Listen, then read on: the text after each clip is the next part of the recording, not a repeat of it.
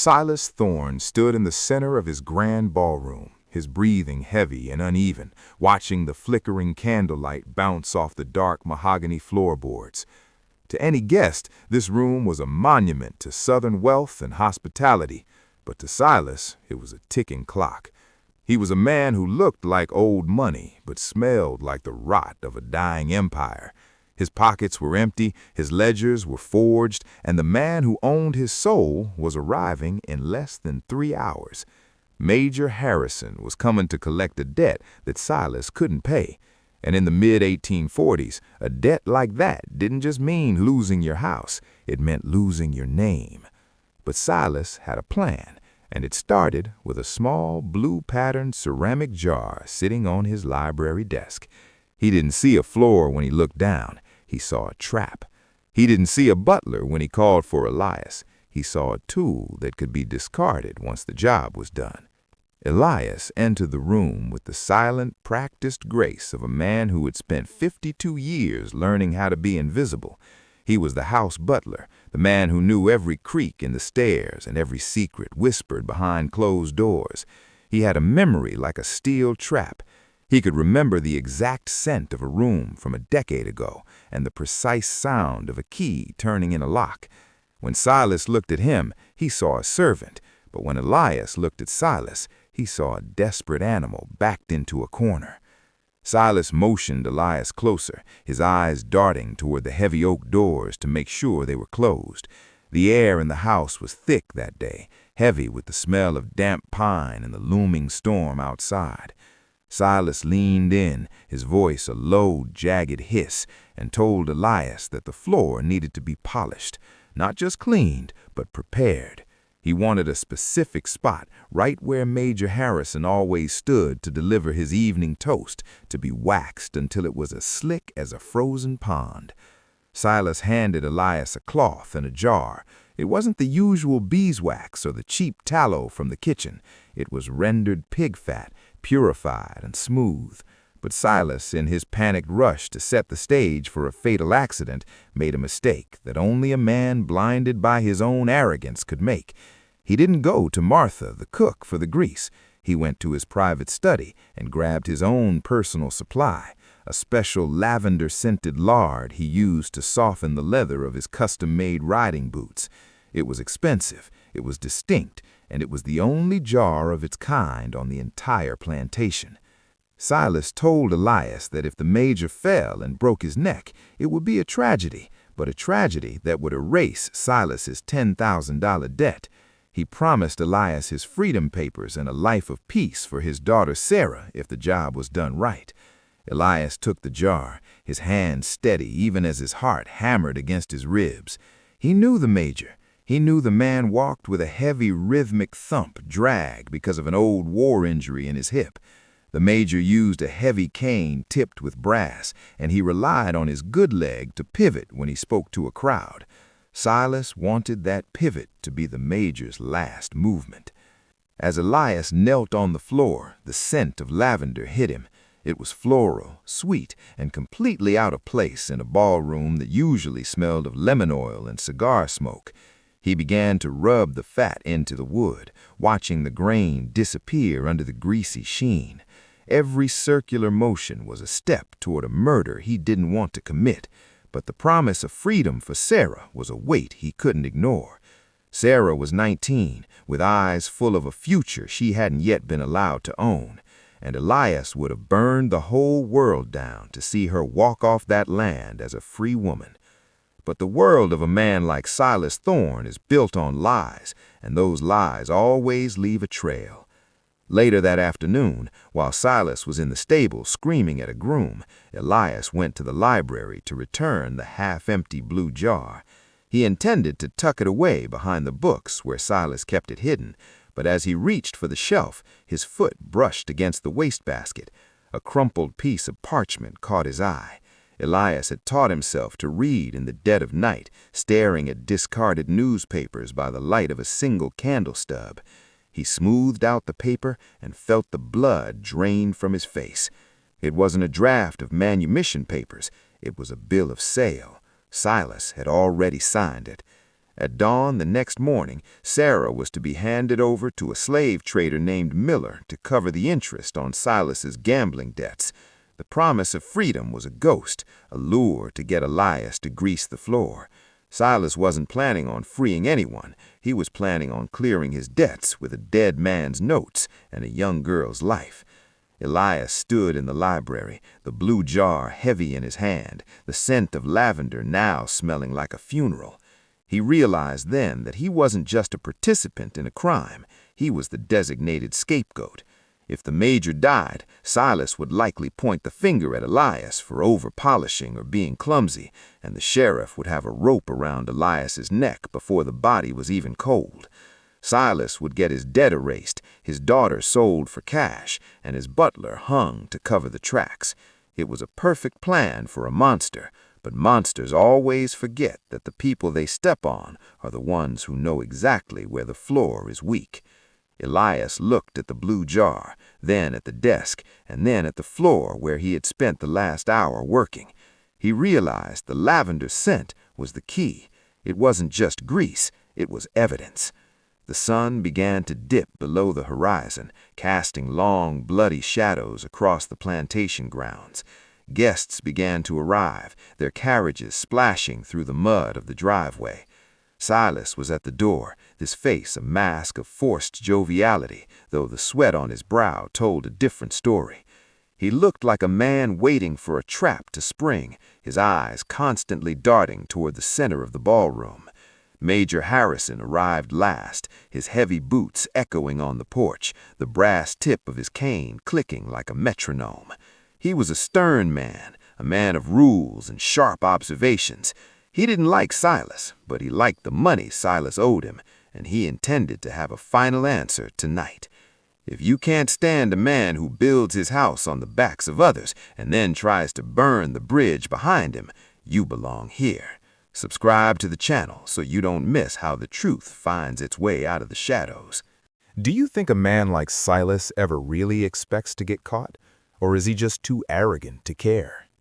Elias moved through the crowd with a tray of crystal glasses, his eyes never leaving the floor. He watched as the major made his way toward the center of the room. The guests were laughing, the violins were beginning to tune, and the smell of roasting meat wafted in from the kitchen. But underneath it all, Elias could smell the lavender. It was faint, masked by the perfumes of the ladies and the heat of the candles, but it was there. He saw Silas standing near the wall, gripping a glass of bourbon so tightly his knuckles were white. Silas was staring at the major's feet. Every step the major took closer to the greased spot felt like a hammer blow to Elias's chest. Suddenly, the music stopped. The major cleared his throat, signaling he was ready to speak. He moved to the exact center of the room, right under the grand chandelier. He planted his cane firmly and began to shift his weight to his good leg, preparing to address the room. Elias saw the mage's boot hit the edge of the lavender-scented patch. The wood beneath him was a mirror reflecting the flickering lights above. Silas leaned forward, his mouth slightly open, a hungry look in his eyes. He was waiting for the sound of a spine snapping. He was waiting for his life to become easy again. But Elias had spent the last hour doing more than just reflecting on his betrayal. He had made a choice. As the major began to turn, his cane slid. The brass tip found no purchase on the greased mahogany. The major's eyes widened, his arms flailed, and for a second, time seemed to stretch into an eternity. The crystal glasses on Elias's tray rattled, a sound like tiny bells announcing a disaster. The room went silent as the major's heavy frame began to tilt backward, his center of gravity betrayed by the very floor he stood on. It wasn't just a fall, it was a collapse of a man who thought he was on solid ground. And as the major went down, Elias didn't rush to catch him. He let the tray of glasses slip from his hands, the shattering crystal providing a chaotic symphony to the major's descent. The crack that followed wasn't the sound of a cane hitting the floor. It was the sickening, hollow thud of a human body meeting immovable wood. The major hit the floor with a force that shook the room, his head snapping back, his eyes rolling into his skull. Silas Thorne let out a breath he seemed to have been holding for a lifetime, a small, dark smile touching his lips for a fraction of a second before he replaced it with a mask of horror. He began to scream for the sheriff, pointing his finger directly at Elias, accusing him of negligence before the major had even stopped moving. The major lay on the floor like a felled oak, his heavy body motionless, while his eyes darted around the room in a frantic, silent scream. The shattering of the crystal glasses was the only thing louder than the sickening thud of his spine hitting the mahogany. Silas Thorne didn't wait for the dust to settle or for someone to check the major's pulse. He immediately turned his rage toward Elias. He stood over the paralyzed man, pointing a trembling, sweat-deluged finger at his butler. Silas's voice didn't just carry, it sliced through the stunned silence of the ballroom, accusing Elias of being a clumsy, negligent fool who had waxed the floor into a death trap. But what Silas didn't realize was that his theater was too perfect, and his desperation was starting to smell a lot like guilt. The ballroom was a sea of silk and expensive wool, but everyone stood frozen. The sheriff, a man named Miller, with eyes like cold flint and boots that had seen more mud than most men had seen carpet, stepped forward. He didn't look at Silas first, he looked at the major. He saw the way the man's legs lay at an unnatural angle, completely disconnected from the rest of his body. Then he looked at Elias. Elias stood perfectly still, his hands at his sides, his face a mask of stone. He didn't defend himself, he didn't beg. He just watched Silas, knowing that every word the master spoke was another nail in a coffin that wasn't meant for him. Silas continued his performance, his face turning a deep, bruised purple as he demanded the sheriff arrest Elias on the spot.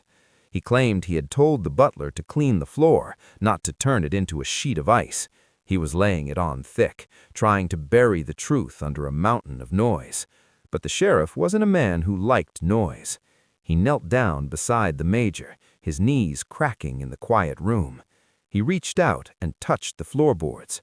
When he pulled his hand away, his fingers were coated in a thick, translucent film. It wasn't the thin, even coat of a polished floor.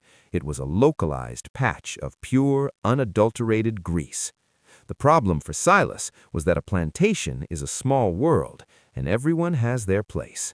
Martha, the cook, was standing in the shadows of the doorway leading to the kitchen. She had been watching the whole time. She knew exactly how much pig fat was in her pantry. She knew she hadn't given Elias a single ounce of it that day. She saw the way Silas was sweating, and she saw the way Elias was looking toward the library. Martha didn't say a word, but her presence was a weight on the room. She was the silent witness to the missing jar, the one who knew the kitchen fat smelled of wood smoke and lye, not the sweet, cloying scent that was beginning to rise from the floor. Silas felt the weight of the bill of sale in his mind. It was as if he could see the paper through the walls of the library, the ink still fresh where Silas had traded his daughter's life for a few more months of pretending to be a rich man. Sarah was probably in her cabin right now, unaware that a slave trader was sharpening his quill for the dawn. That thought was the only thing keeping Elias's heart from stopping. He had to play this perfectly. If he spoke too soon, Silas would have him killed before the sheriff could investigate. If he stayed quiet too long, the major would die, and Sarah would be gone. The sheriff stood up and rubbed the grease between his thumb and forefinger. He brought it to his nose. He frowned. He didn't say anything yet, but he looked at Silas with a new kind of intensity. Silas, feeling the shift in the room, began to panic. He tried to usher the guests out, claiming the party was over and the major needed a doctor, but the sheriff put a heavy hand on Silas's shoulder. Miller told him no one was leaving until he figured out why a decorated war hero was paralyzed on a ballroom floor that smelled like a lady's dressing room. If you can't stand a man who uses his own people as a shield for his crimes, see and screeve, and tell me, was that lavender scent a mistake, or was it a signature that Silas just couldn't help but leave behind? The tension in the room was a living thing, thick as the humidity before a thunderstorm. Silas tried to pull away from the sheriff, his eyes darting toward the library. He knew the blue jar was still on his desk. He had been so focused on the major falling that he hadn't gone back to hide the evidence properly. He thought Elias would have done it, or that the chaos would provide enough cover, but Elias hadn't moved. He stayed in the center of the room, a silent sentinel of the truth. The major groaned, a low, wet sound that made the ladies in the room flinch. His eyes were fixed on Silas, and they weren't the eyes of a dying man. They were the eyes of a soldier who realized he had been ambushed. The sheriff noticed. He leaned down and whispered something to the major, but the man could only gurgle. The scent of lavender was becoming undeniable now, mixing with the ambient heat. The metallic tang of the shattered crystal and the damp earth brought in by the guest's boots. Silas began to babble, his words tripping over each other. He said he had bought a new kind of wax from a traveling salesman. He said Alias must have applied too much because he was slow-witted. He was digging a hole so deep he couldn't see the edges anymore. The guests were starting to whisper. They knew the smell of Silas's library. They knew he was a man who obsessed over his custom-made boots and his private imports. The mask of the Southern gentleman was cracking, revealing the desperate, debt-ridden gambler underneath. Alias took a slow step forward. Every eye in the room turned to him. Silas shrieked at him to get back, to go to his quarters, but the sheriff held up a hand. Miller asked Alias where he got the grease. Silas stepped in, shouting that it came from the kitchen, that Martha must have given it to him. He looked over at Martha, his eyes wide and threatening, a silent command for her to lie. But Martha didn't flinch. She stepped out of the shadows just enough for the candlelight to hit her face. She told the sheriff, in a voice as dry as autumn leaves, that her kitchen fat was accounted for, every jar, every scrap. The air left Silas's lungs in a visible huff. He looked like he was about to faint. The sheriff turned his gaze back to Alias and asked him again. Alias didn't answer with words. He looked toward the library doors. He knew Silas had the key in his pocket, but he also knew the lock was old and the wood was soft. He waited. He needed the sheriff to ask the right question, to feel the same suspicion that was currently suffocating everyone in the room. But then a new sound broke the tension, a heavy knock at the back door. It wasn't a guest's knock. It was the rhythmic, impatient thud of a man who was there on business. Silas turned white. He knew who it was. It was Miller, the slave trader, arriving early to collect his merchandise. The dawn wasn't here yet, but the debt was calling. Silas looked at the major on the floor, then at the sheriff, and then at the back door. He was surrounded by his own sins, and the walls of the Thorne dynasty were finally starting to crumble. The sheriff walked toward the back door, his boots thumping on the greased floor. He slipped slightly, his face twisting in a grimace of realization. He didn't open the door. He turned back to the room, his eyes scanning the floor, the major, and finally Silas's shaking hands. He asked Silas why there was a man at the back door at this hour. Silas tried to claim it was a doctor he had summoned, but Alias knew the lie wouldn't hold. The traitor would have the bill of sale. He would have the proof of Silas's ultimate betrayal. Alias looked at the major. The man was watching him now. There was a moment of understanding between the servant and the soldier. The major knew he was the target, and he knew Alias was the tool that had been turned against the hand that held it. The major's hand twitched, his fingers brushing against the grease on the floor. He looked at his hand, then at Silas, and then at the library. The trap was set. The evidence was in plain sight, and the only thing left was for the truth to be dragged out into the light. Silas Thorne realized he was losing control of the room. He lunged toward Alias, his hands reaching for the butler's throat, screaming that this was all a plot to ruin him. But the sheriff was faster. He stepped between them, his hand resting on the grip of his pistol. He told Silas to sit down and be quiet. The room fell into a silence so deep you could hear the rain starting to tap against the window panes. The investigation wasn't over. It was just beginning, and the scent of lavender was about to lead them all to a place Silas Thorne never intended to go. The ballroom was no longer a place of celebration. It was a crime scene smelling of expensive flowers and cheap betrayal. Major Harrison lay on the mahogany boards, his breathing shallow and jagged, a man who survived the heat of battle only to be broken by a slippery floor in a house he thought he owned. Silas Thorne was standing over him, but he wasn't looking at the major with pity. He was looking at Elias with a murderous hunger. Silas began to shout, his voice cracking with a high-pitched, hysterical edge, demanding that the sheriff find a rope. He wanted Elias swinging from the great oak before the major even lost consciousness.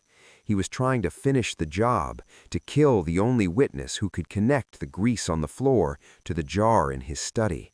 But Elias didn't flinch. He didn't run. He knew that in this house of cards, the wind was finally starting to blow from the right direction. The sheriff stood between Silas and the butler, his hand resting heavy on the handle of his pistol. He looked at the major, then at the slick patch of wood that was still shimmering under the chandelier. The guests were backing away, their silk dresses rustling like dry leaves, their faces pale with the realization that they were standing in the middle of a trap. Silas kept screaming, claiming that Elias had been seen in the kitchen earlier, that he must have stolen the fat to cause an accident. He was laying the groundwork for a lynching, a quick end to a long story. But the sheriff was a man who noticed the small things, like the way the grease on his own boot didn't smell like a kitchen, it smelled of a gentleman's vanity. Look at this. Some people think power is permanent, but it slips away faster than grease on a hardwood floor. Elias turned his back on the shouting master and walked toward the library. Silas tried to lunge for him, but the sheriff's arm was a bar of iron across his chest. Elias moved with a purpose that felt like a slow-motion earthquake. He pushed through the library doors, the heavy oak swinging shut behind him, cutting off the noise of the ballroom. The room was dark, lit only by the dying embers in the fireplace. He didn't need a lamp. He knew exactly where everything was. He walked to the desk, his fingers tracing the edge of the wood, until they found the small blue-patterned ceramic jar. It was still there, sitting exactly where Silas had left it in his rush to play the grieving host. He picked it up, feeling the cool weight of the ceramic, and then he looked down at the wastebasket. He reached in and pulled out the crumpled bill of sale. He smoothed it out with his thumb, reading his daughter's name, Sarah, written in Silas's elegant, flowing script. It was a death warrant disguised as a business transaction. Silas had traded his daughter's life to a man named Miller to buy himself a few more months of pretending he wasn't a failure. Elias folded the paper and tucked it into his pocket right next to the blue ceramic jar. He felt a coldness settle over him, a clarity that only comes when a man has nothing left to lose. He wasn't a servant anymore. He was the judge, the jury, and the man holding the evidence that would burn the Thorne legacy to the ground. As he stepped back into the ballroom, the back door burst open. A man in a mud-splattered coat stepped in, holding a heavy leather satchel. It was Miller, the slave trader, arriving early to collect his merchandise. The dawn wasn't here yet, but the debt was calling. Silas looked at the major on the floor, then at the sheriff, and then at the back door. He was surrounded by his own sins, and the walls of the Thorne dynasty were finally starting to crumble. The sheriff walked toward the back door, his boots thumping on the greased floor. He slipped slightly, his face twisting in a grimace of realization. He didn't open the door. He turned back to the room, his eyes scanning the floor, the major, and finally Silas's shaking hands. He asked Silas why there was a man at the back door at this hour. Silas tried to claim it was a doctor he had summoned, but Elias knew the lie wouldn't hold. The traitor would have the bill of sale. He would have the proof of Silas's ultimate betrayal. Elias looked at the major. The man was watching him now. There was a moment of understanding between the servant and the soldier. The major knew he was the target, and he knew Elias was the tool that had been turned against the hand that held it. The major's hand twitched, his fingers brushing against the grease on the floor. He looked at his hand, then at Silas, and then at the library. The trap was set. The evidence was in plain sight, and the only thing left was for the truth to be dragged out into the light. Silas Thorne realized he was losing control of the room. He lunged toward Alias, his hands reaching for the butler's throat, screaming that this was all a plot to ruin him. But the sheriff was faster. He stepped between them, his hand resting heavy on the grip of his pistol. He told Silas to sit down and be quiet. The room fell into a silence so deep you could hear the rain starting to tap against the window panes. The investigation wasn't over. It was just beginning, and the scent of lavender was about to lead them all to a place Silas Thorne never intended to go. The ballroom was no longer a place of celebration. It was a crime scene smelling of expensive flowers and cheap betrayal. Major Harrison lay on the mahogany boards, his breathing shallow and jagged, a man who survived the heat of battle only to be broken by a slippery floor in a house he thought he owned. Silas Thorne was standing over him, but he wasn't looking at the major with pity. He was looking at Elias with a murderous hunger. Silas began to shout, his voice cracking with a high-pitched, hysterical edge, demanding that the sheriff find a rope. He wanted Alias swinging from the great oak before the major even lost consciousness. He was trying to finish the job, to kill the only witness who could connect the grease on the floor to the jar in his study. But Alias didn't flinch. He didn't run. He knew that in this house of cards, the wind was finally starting to blow from the right direction. The sheriff stood between Silas and the butler. Ice. Then Elias pulled out the bill of sale. He didn't say a word as he handed the crumpled paper to the sheriff. The lawman read it, his face hardening with every line. He looked at the trader at the door, then back at Silas Thorne, who was now shaking so hard he had to lean against the wall for support. The major, gathering a final ounce of strength, reached out and grabbed the sheriff's sleeve. He couldn't move his legs, but his mind was sharp as a bayonet. He whispered loud enough for those nearby to hear that he wanted the debt papers brought from his coat. He looked at Silas with a look of pure, unadulterated loathing. He knew he had been lured here to die. He realized that the man he had called a friend was a snake who had greased the path to his own grave. The major told the sheriff that if he died, every cent Silas owed was to be seized from the estate immediately, and that the property now belonged to the bank and the creditors, not the man standing in the purple coat. The sheriff didn't need to hear any more. He walked over to Silas, grabbed him by the collar, and slammed him against the mahogany paneling. He told Silas he was under arrest for attempted murder and fraud. The guests began to flood out of the house, desperate to get away from the stench of the Thorne family's ruin. The slave trader, seeing the law involved, turned and fled back into the night, knowing a bad deal when he saw one. Silas was led out in irons, his fine clothes torn, his boots slipping on the very grease he had ordered Elias to lay down. He looked like a broken man, a ghost of the aristocrat he had pretended to be. But the story didn't end with Silas in chains. The major survived the night, though he would never walk again. He was moved to the guest bedroom, and Martha the cook tended to him with a grim efficiency. 2 weeks later, once the legal dust had settled and the Thorne plantation was officially seized to pay off the debts, the major called for Elias. He was sitting in a wheelchair, his legs covered by a heavy wool blanket. He looked at the butler who had saved his life by revealing the truth, even at the risk of his own neck. The major reached on to the side table and picked up a stack of papers. They weren't promissory notes or bills of sale. They were legal manumission papers, signed and sealed by the county court. The major told Elias that he was a man of his word, even if Silas Thorne wasn't. He granted Elias and Sarah their legal freedom as payment for the truth.